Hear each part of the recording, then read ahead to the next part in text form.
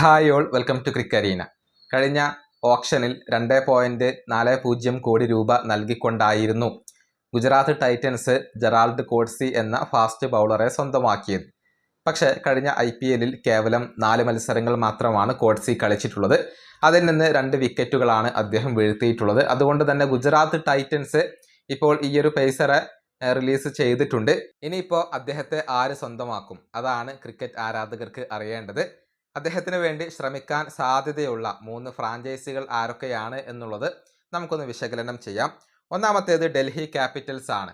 അതായത് Mitchell Starc, Chameera, Natarajan എന്നിവരെയെല്ലാം Delhi Capitals നിലനിർത്തിയിട്ടുണ്ട്. പക്ഷേ ചെമീര വളരെയധികം റൺസ് വഴങ്ങുന്ന ഒരു പ്രകൃതമുള്ള താരമാണ്. നടരാജന്റെ കാര്യം നമുക്കറിയാം, സ്ഥിരതയില്ലാത്ത പ്രകടനമാണ് അദ്ദേഹം പുറത്തെടുക്കുക. പരിക്കിന്റെ പ്രശ്നങ്ങൾ ഉള്ള താരമാണ്. അതുകൊണ്ട് തന്നെ ഡൽഹി ക്യാപിറ്റൽസ് സ്റ്റാർക്കിനെ അമിതമായി ആശ്രയിക്കേണ്ടി വരും.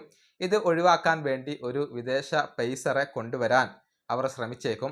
ആ സ്ഥാനത്തേക്ക് ജെറാൾഡ് കോട്സിയെ അവർ പരിഗണിച്ചേക്കും എന്നുള്ളതാണ്. ഏകദേശം 22 കോടി രൂപയോളമാണ് ഡൽഹി ക്യാപിറ്റൽസിന്റെ പേഴ്സിൽ ഇപ്പോൾ ബാലൻസ് ആയിക്കൊണ്ട് അവശേഷിക്കുന്നത്. ഇനി രണ്ടാമത്തെ ടീം അത് മറ്റാരുമല്ല, ചെന്നൈ സൂപ്പർ കിങ്സ് ആണ്. കാരണം മദീഷ പതിരാനയെ ഇവർ കൈവിട്ട് കളഞ്ഞിട്ടുണ്ട്. പതിരാനയെ തിരികെ എത്തിക്കാൻ ശ്രമിക്കും എന്നുള്ളത് ചെന്നൈ സൂപ്പർ കിങ്സ് തന്നെ വ്യക്തമാക്കിയിട്ടുള്ള ഒരു കാര്യമാണ്. പതിരാനയെ ലഭിച്ചിട്ടില്ലെങ്കിൽ CSK കോട്സിക്ക് വേണ്ടി ശ്രമിച്ചേക്കും. കാരണം അവർക്ക് നല്ല ഒരു വിദേശ ഫാസ്റ്റ് ബൗളറെ ഇപ്പോൾ ശരിക്കും ആവശ്യമുണ്ട്. ഇനി മൂന്നാമത്തെ ഫ്രാഞ്ചൈസി അത് RCB ആണ്.